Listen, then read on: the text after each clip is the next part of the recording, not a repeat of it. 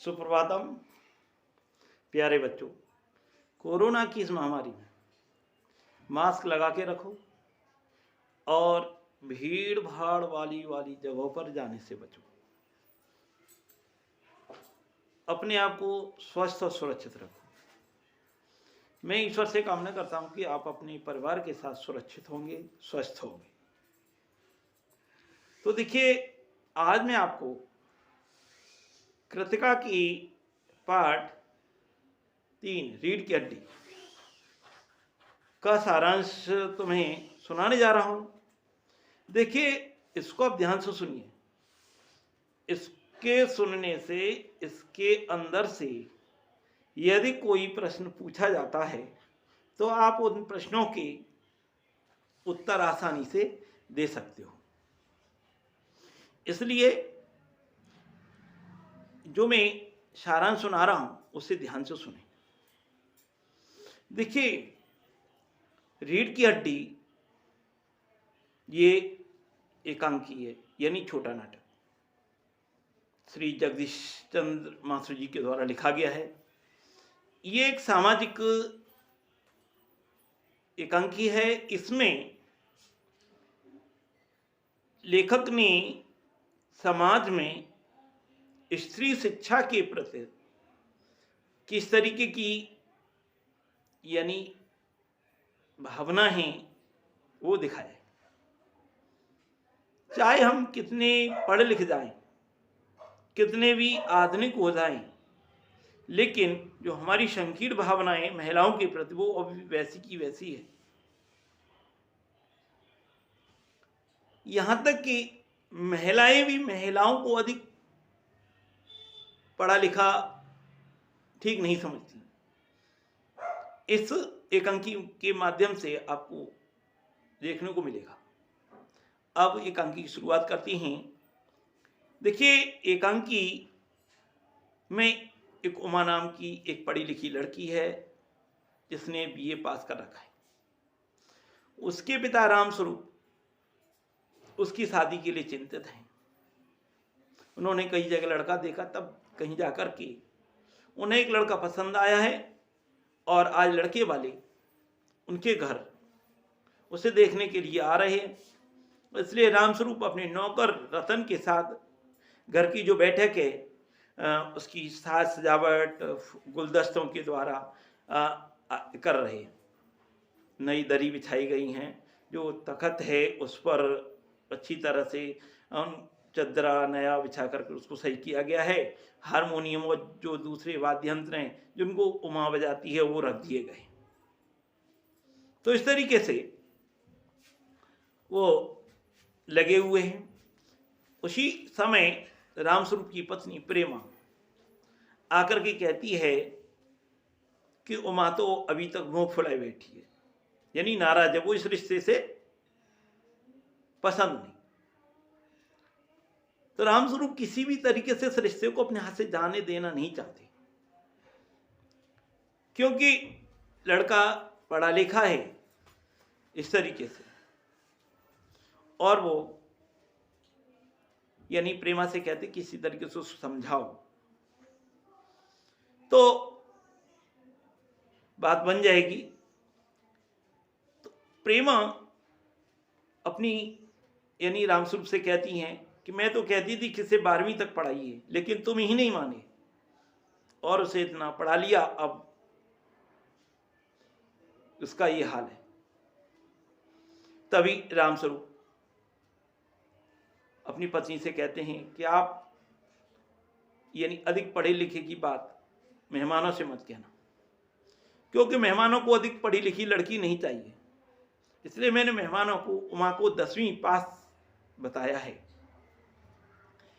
प्रेमा की बात को सुनकर राम सब थोड़े चिंतित हैं। कहते हैं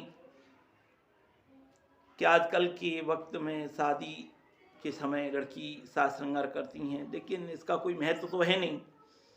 उनकी लड़की तो वैसे भी बहुत सुंदर है और वे लड़के वालों के लिए नाश्ते के लिए मिठाई, नमकीन, टोस्ट, फल, चाय आदि का प्रबंध करने लग जाते हैं। टोस्ट पर लगाने के लिए मक्खन नहीं है, रतन को बाजार से मक्खन लाने के लिए भेजते हैं। रास्ते में रतन को मेहमान आते दिखाई देते हैं और आकर के रामस्वरूप को उनके आने की सूचना देते हैं। ठीक उसी समय मेहमान यानी गोपाल प्रसाद, बाबू गोपाल प्रसाद अपने लड़के शंकर के साथ प्रवेश करते हैं। गोपाल प्रसाद एक वकील हैं, उनका लड़का शंकर जिसने बीएससी कर रखा है और वो मेडिकल की पढ़ाई कर रहा है। आकर के उनका आदर सत्कार होता है और औपचारिक बातें शुरू हो जाती हैं। गोपाल बाबू इधर उधर निरीक्षण करते हैं। तो इस तरीके से गोपाल बाबू जो असल बात है शादी की उस पर आते हैं और दोनों की जो जन्म पत्रिकाएं उनको मिलाते हैं और जन्म पत्रिकाओं को मिलाने के बाद उन्हें भगवान के श्री चरणों में रखने के लिए कहते हैं। इस तरीके से अब बातें शुरू होती हैं। गोपाल बाबू कहते कि उनसे लोग कहते हैं कि आपका लड़का पढ़ा लिखा है, इसलिए कम से कम बहू तो ग्रेजुएट होनी चाहिए। गोपाल प्रसाद कहते कि मुझे पढ़ी लिखी लड़की से मतलब ही नहीं है। मुझे हाँ, पढ़ी लिखी लड़की तो ठीक है, लेकिन पढ़ी लिखी लड़की ये मेरी समझ में नहीं आता है, क्योंकि पढ़ी हुई लिखी लड़कियां फिर अंग्रेजी में पॉलिटिक्स करती हैं, फिर घर गृहस्थी कैसे चलेगी।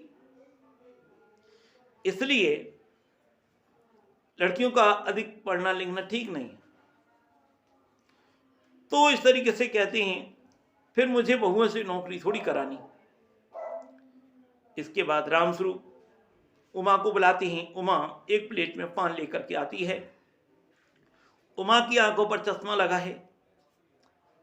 गोपाल प्रसाद और शंकर दोनों चश्मे के बारे में पूछते हैं, लेकिन रामस्वरूप झूठा कारण देकर के उन दोनों को संतुष्ट कर देते हैं।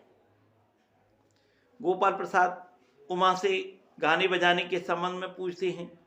उमा उनको मीराबाई का एक सुंदर सा गीत सुनाती हैं। इसके बाद पेंटिंग, कढ़ाई, सिलाई, इसके बारे में पूछा जाता है। उमा इनके प्रश्नों को कोई जवाब नहीं देती। ये बात गोपाल प्रसाद को बहुत खटकती है। और उसके बाद रामस्वरूप भी उमा से प्रश्नों के उत्तर देने को कहते हैं, लेकिन उमा धीरे से मजबूती के साथ कहती है, क्या दुकान में मेज कुर्सी बेचते वक्त उनसे पसंद नापसंद पूछी जाती है? दुकानदार ग्राहक को सीधे मेज कुर्सी दिखाता है, मोल भाव किया जाता है। ठीक उसी तरह से महाशय किसी खरीदार जैसे मुझसे एक सामान की तरह देख रहे, यानी मुझे एक सामान की तरह से देख रहे, जैसे कि सामान को देखते हैं, उसी तरीके से ये रामस्वरूप उसे टोकते हैं। गोपाल प्रसाद उमा की इन बातों से नाराज हो जाते हैं। उमा अपनी बात जारी रखते हुए कहती है, पिताजी मुझे कहने दो, जो सज्जन मुझसे खरीदने आए हैं, क्या लड़कियों के दिल नहीं होते? क्या उन्हें चोट नहीं लगती? गोपाल प्रसाद गुस्से में कहते हैं कि आपने हमें यहाँ बेइज्जती करने के लिए बुलाया है। उमा जवाब देती है, इतनी देर से आप मेरे बारे में इतनी जांच पड़ताल कर रहे हैं, क्या इसमें हमारी इज्जत नहीं होती है? हमारी कोई इज्जत नहीं है। तो इस तरीके से वह उनके लड़के शंकर के बारे में बताती है कि किस तरह पिछली फरवरी में उसे लड़कियों की हॉस्टल से बेइज्जत करके भगाया था। तब गोपाल प्रसाद आश्चर्य से पूछते हैं अपने शंकर से, और फिर पूछते हैं, क्या तुम कॉलेज में पढ़ी हो? उमा कहती हैं कि उसने बीए किया है।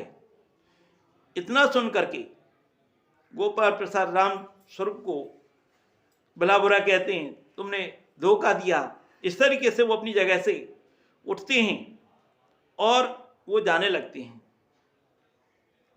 और जब जाते हैं घर की तरफ, दरवाजे की तरफ बढ़ते हैं, उमा पीछे से जवाब देती है कि घर जाकर के ये पता लगा लेना कि आपके बेटे की रीढ़ की हड्डी है कि भी नहीं। गोपाल प्रसाद के जाते ही रामस्वरूप निराश हो जाते हैं। उमा अपने पिता को हताश और निराश देकर के अपने कमरे में जाकर के रोने लग जाती है। और इसी बीच रतन बाजार से मक्खन लेकर के लौटता है और कहानी यहीं समाप्त हो जाती है। तो देखिए इस कहानी में किस तरीके से एक पढ़ी लिखी लड़की के लिए इस तरीके से इस बात को दिखाया है। तो ये कहानी का सारा इसी ही समाप्त हो जाता है। धन्यवाद।